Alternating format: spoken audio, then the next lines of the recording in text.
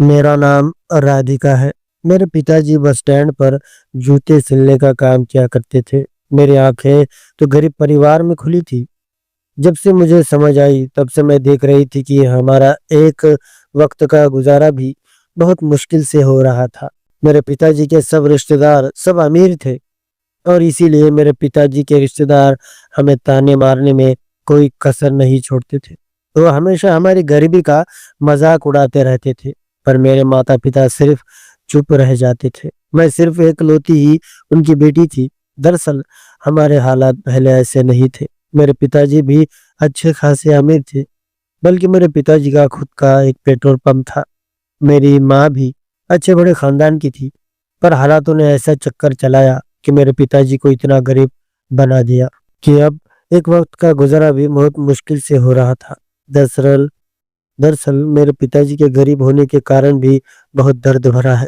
मेरे जन्म से पहले मेरी माँ हमेशा बीमार रहती थी, पर एक दिन मेरे पिताजी मेरी माँ को अस्पताल लेकर गए और फिर जब डॉक्टर ने माँ का चेकअप किया, तब डॉक्टर भी परेशान होकर मेरे पिताजी के पास आए और धीरे धीरे से मेरे पिताजी के कानों में कहने लगे, देखिए, आपकी पत्नी को ब्लड कैंसर हो चुका है और इसका कोई भी इलाज नहीं है। आई एम सॉरी, आप इन्हें अच्छे से खिलाइए और पिलाइए, क्योंकि ये अब ज्यादा दिन नहीं जी सकती। जब डॉक्टर ने इस तरह से कहा तो मेरे पिताजी की आंखों से आंसू निकल पड़े, पर फिर भी पिताजी ने बहुत ही मुश्किल से हिम्मत जुटाकर अपने चेहरे पर मुस्कान लाकर माँ को घर लेकर आए और दूसरे दिन फिर से डॉक्टर साहब के पास गए मेरे माँ के कैंसर के इलाज के बारे में पूछने के लिए। और फिर पिताजी ने हाथ जोड़कर डॉक्टर साहब से पूछा, डॉक्टर साहब, मेरी पत्नी को बचा लीजिए, क्योंकि मैं उसके बगैर नहीं रह सकता हूँ। जो कहेंगे मैं करूँगा, जितना पैसा आप कहेंगे मैं देने को तैयार हूँ, पर प्लीज डॉक्टर, मेरे पत्नी को बचा लीजिए, मैं उसके बगैर नहीं जी सकता हूँ। आपको पता नहीं डॉक्टर, उसे पाने के लिए मैंने क्या कुछ नहीं किया, बल्कि उसके भाइयों का मार तक खाया है मैंने। जब से मुझे मेरी पत्नी की बीमारी के बारे में आपने बताया है, तब से मैं चैन से सो नहीं पाया। डॉक्टर साहब, भगवान के लिए मेरी पत्नी को बचा लीजिए। मेरे पिताजी की विवशता को देखते हुए डॉक्टर ने कहा, देखिए, ये कैंसर की बीमारी बहुत खतरनाक होती है। अगर आप अपनी बीवी को बचाना चाहते हैं तो इसमें मैं बहुत पैसे लग सकता है। तब पिताजी ने कहा, डॉक्टर, मुझे किसी भी चीज की कोई परवाह नहीं है, कुछ भी हो जाए, अगर मैं भिखारी भी बन जाऊं तो मुझे फिक्र नहीं है। बस मुझे मेरी बीवी इस कैंसर की बीमारी से मुक्त करनी है। बस आप जो कहेंगे मैं करने के लिए तैयार हूँ। और फिर उसके बाद से मेरे माँ का इलाज शुरू हुआ। पिताजी ने पानी की तरह पैसा खर्च करना शुरू किया और मेरी माँ का इलाज चलता रहा। तकरीबन 2 साल तक माँ का इलाज चलने के बाद आखिरकार मेरी माँ कैंसर की बीमारी से मुक्त हो गई। पर माँ के इलाज में घर, जमीन और हमारा पेट्रोल पंप भी चला गया। माँ और पिताजी को बड़ा घर छोड़कर किराए के रूम में आकर रहना पड़ा और तब से मेरे पिताजी बस स्टैंड पर चप्पल और जूते सिलने का काम करने लगे। और फिर उसी बीच मेरा जन्म हुआ। मेरे आने से पिताजी और माँ अपनी पिछली आलीशान जिंदगी के बारे में सब भूल गए थे। अब सिर्फ उनकी सारी खुशियाँ सिर्फ मुझ पर ही टिकी थी। मेरे पिताजी के परिवार वाले तो मेरे पिताजी के दुश्मन बन चुके थे, क्योंकि मेरे माँ के कारण मेरे पिताजी की ये हालत हो गई थी। मेरे पिताजी के रिश्तेदारों का ये कहना था, क्योंकि उन्होंने मेरी माँ के बीमारी के लिए सब कुछ दांव पे लगा दिया और क्यों आज गरीब की जिंदगी जीने पर मजबूर हो चुका है। पर मेरे पिताजी को इन सब बातों का कोई अफसोस नहीं था। मेरे पिताजी तो हर समस्या में भी खुश और शांत रहते। मेरे पिताजी को रिश्तेदारों से ना ही दुनिया से कोई भी लेना देना नहीं था। उन्हें सिर्फ मैं और मेरी माँ, बस उनकी दुनिया तो हम दोनों ही थे। एक दिन की बात है, मैं स्कूल से घर आ गई थी और माँ आंगन में बैठकर गेहूं चुन रही थी और पिताजी खटिया पर बैठकर अखबार पढ़ रहे थे। तभी मेरी दादी माँ आई। जब मैंने दादी माँ को देखा तो दौड़ते हुए मैं दादी के पास चली गई। तभी मुझे दादी माँ ने गुस्से भरी नजर से देखा और पास आने से मना कर दिया। तब मेरे पिताजी को दादी माँ की इस हरकत से गुस्सा आया और पिताजी दादी से कहने लगे, माँ, ये क्या तरीका है तुम्हारा? जब पोती तुम्हारे पास आ रही है तो तुम उसे दूर ढकेल रही हो। आखिर क्यों माँ? तुम्हें किस बात का इतना गुस्सा है? आखिर क्या कसूर है किया है मैंने? तब दादी माँ बोलने लगी, अच्छा, तो तू मुझे बता रहा है? अरे नालायक, तू इतना कैसे जोरू का गुलाम बन गया जो तूने उस पर पूरी जायदाद ही लुटा दी? अरे इसे ठीक करने की जिम्मेदारी तो इसके माता पिता की थी, तो तूने क्यों ज्यादा होशियारी दिखाई? तब पिताजी ने कहा, माँ, ये तुम कैसी बातें कर रही हो? जब से वो मेरे साथ शादी करके आई, तब से उसकी हर सुख दुख की जिम्मेदारी मेरी है, समझे तुम? माँ, मैंने सिर्फ पति धर्म निभाया है, जो मुझे सही लगा वो मैंने किया। तब दादी ने कहा, अरे तुझे इस हालत में देखकर मेरे दिल पर क्या गुजरती है, तूने सोचा है कभी? अरे अपने भाइयों को देख, कैसे आलीशान जिंदगी जी रहे हैं, और एक तू है जो अपनी पत्नी को बचाने के चक्कर में भिखारी बनकर रह गया। मुझे तो तेरे घर आने में भी शर्म आती है, पर क्या करूँ, माँ हूं ना। बगैर तुझे देखे मेरा मन भी तो नहीं भरता है। ऐसा कहते हुए दादी की आंखें भर आई। मैं शांत होकर बस पिताजी और दादी की बातें सुन रही थी, और माँ भी चुपचाप बैठी थी। दादी ने कहा, अरे तुझे पता है तेरे भाइयों की लड़की का कितने बड़े घर में रिश्ता तय हुआ है? तुझे भी बेटी है क्या? तेरी बेटी का बड़े घर में तू रिश्ता कर पाएगा, या किसी भिखारी के हवाले कर देगा? तभी दादी मेरी माँ की ओर देखकर कहने लगी, पता नहीं किस महनूस घड़ी में मैं इसे देखने गई थी, जो इसके आते ही मेरा बेटा भिखारी बन गया। तब मेरे पिताजी दादी माँ पर चिल्लाते हुए बोले, माँ, तुम चाहे मुझे कुछ भी बोलो, पर मेरी पत्नी को कुछ मत बोलो। माँ, मैं अपनी पत्नी के बारे में कुछ भी गलत नहीं सुन सकता। आपको जो कुछ कहना है, बोलना है, वो सिर्फ आप मुझे बोलो, मगर मेरे पत्नी को नहीं। जो कुछ मैंने किया, इसमें इसकी कोई भी गलती नहीं है।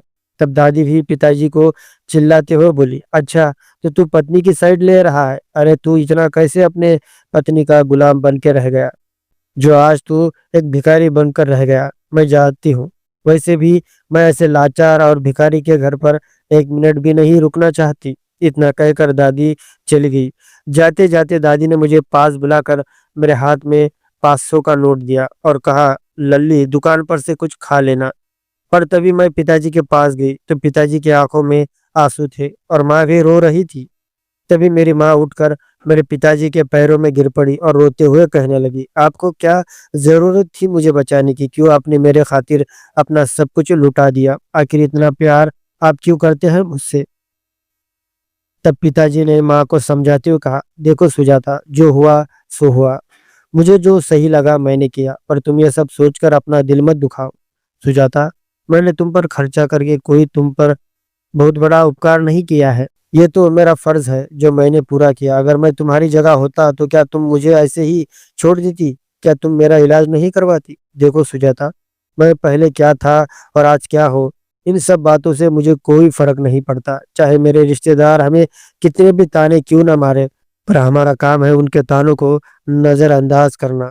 देखो, हमारे जीवन में सुख दुख उतार चढ़ाव आते रहते हैं। पता नहीं कब ऊपर वाले की दया हो जाए तो हम फिर से हमारे वही मकाम पर पहुंच जाए। पिताजी की बातें माँ को किसी ज्ञान की भांति दिल तक उतर गई। माँ को समझाने के बाद पिताजी अपने काम पर चले गए और मैं अकेली ही हिलने लगी।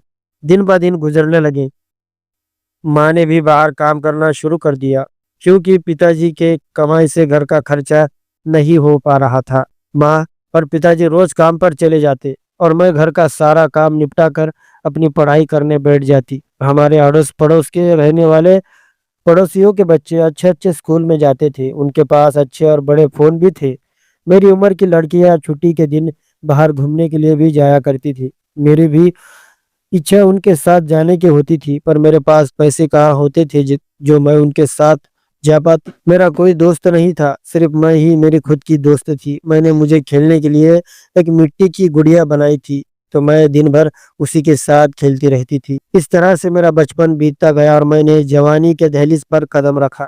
जब से मैं जवान हो गई थी, तब से मेरे माता पिता को मेरी शादी की फिक्र सताने लगी। मेरे पिताजी अच्छे घर में मेरा रिश्ता जोड़ने की कोशिश करने लगे, पर पिताजी जहाँ भी मेरे रिश्ते की बात चलाते वहाँ के लोग बहुत ज्यादा चीजों की मांग करते, जिस कारण से मेरा रिश्ता हो नहीं पा रहा था। मेरे घर हर दिन चिंता का माहौल छाया हुआ रहता, मगर एक दिन तो कमाल ही हो गया। दोपहर का समय था, मैं घर में बैठी बैठी बोर होने लगी थी। तब मैं घर से बाहर आई और सामने देखा तो रास्ते पर कुछ गिरा हुआ था। तभी मैं जल्दी से पास गई तो देखा वो तो लॉटरी का टिकट था, शायद किसी के जेब से गिरा हुआ था। और घर में आकर मेरी किताब में रखा क्योंकि उसके ऊपर कल की तारीख थी। और फिर शाम होने के बाद माँ और पिताजी आए और फिर मैंने उनको सब बता दिया। पिताजी ने कहा ठीक है, अगर ऊपर वाला देना चाहे तो ज़रूर मिलेगा हमें कुछ ना कुछ। और फिर जो हमने कभी सपने में भी नहीं सोचा था वो हुआ। सुबह जब पिताजी पेपर लेकर आए तो लॉटरी का नंबर मिलाकर देखा तो वही नंबर निकला जो हमारी लॉटरी पर था। उस पर पहला इनाम 20 लाख रुपए का था। जैसे ही माँ और पिताजी को लॉटरी लगने की बात पता चली तो वो दोनों भी मेरे पैरों में गिरकर रोने लगे और पिताजी कहने लगे, सच में मेरी बच्ची कितनी भाग्यशाली है, तुमने हमारे दुख दूर कर दिए। और फिर एक हफ्ते बाद पिताजी को लॉटरी के पैसे मिल गए। उसके बाद पिताजी ने दूसरे शहर में एक घर खरीद लिया क्योंकि बार बार रिश्तेदारों के ताने ना सुनने पड़े। और फिर उसके बाद पिताजी ने अच्छा घर देखकर मेरी शादी भी धूमधाम से करवा दी। और फिर जो पैसे बचे थे उसमें से एक छोटा मिनी ट्रक ले लिया और फिर पिताजी वो मिनी ट्रक चलाने लगे और उसी पर ही उनका गुजारा अच्छे से होने लगा। और मैं भी अपने ससुराल में अपना संसार चलाने में व्यस्त हो गई।